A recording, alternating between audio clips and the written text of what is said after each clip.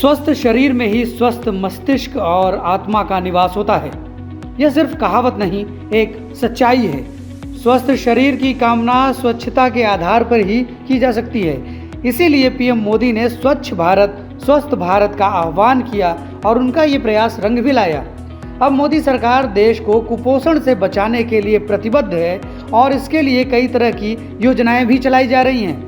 ये सब बातें इसलिए क्योंकि देश मना रहा है राष्ट्रीय पोषण सप्ताह। नेशनल न्यूट्रिशन वीक हर साल 1 सितंबर से 7 सितंबर तक मनाया जाता है। इस सप्ताह को मनाने के पीछे का उद्देश्य है कि लोग अपने स्वास्थ्य और खान पान को लेकर जागरूक हों। लोग स्वस्थ शरीर के महत्व को समझें और हेल्दी लाइफस्टाइल अपनाएं। पोषण एक बुनियादी आवश्यकता है और स्वस्थ जीवन जीने के लिए बेहद ज़रूरी भी। हर साल नेशनल न्यूट्रिशन वीक की थीम रखी जाती है, जिसको ध्यान में रखकर इस सप्ताह को मनाया जाता है। 2021 के नेशनल न्यूट्रिशन वीक की थीम शुरू से ही स्मार्ट फीडिंग है। राष्ट्रीय पोषण सप्ताह पहली बार मार्च 1975 में एडीए यानी कि अमेरिकन डाइटेटिक एसोसिएशन, जो कि अब न्यूट्रिशन और डाइट साइंस एकेडमी है, ने मनाया था। 1980 में लोगों ने इसे लेकर इतना ज़बरदस्त रिस्पॉन्स किया कि इसे एक सप्ताह के बजाय पूरे महीने मनाया गया।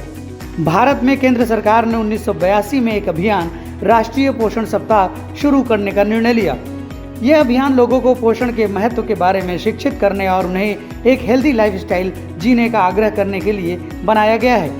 कोरोना महामारी के समय में राष्ट्रीय पोषण सप्ताह का बेहद महत्व है, ताकि लोग अपने स्वास्थ्य के प्रति ज़्यादा से ज़्यादा जागरूक और सजग रहें।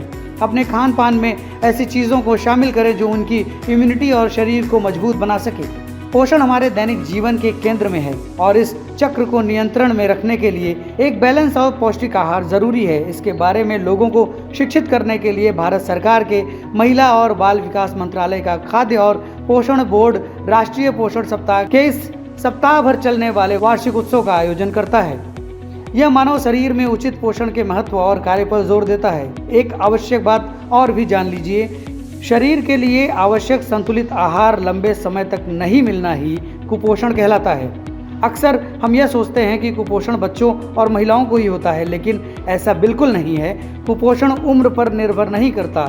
इसलिए संतुलित आहार पर पूरा ध्यान देते हुए स्वस्थ शरीर के आदर्श को अपनाइए।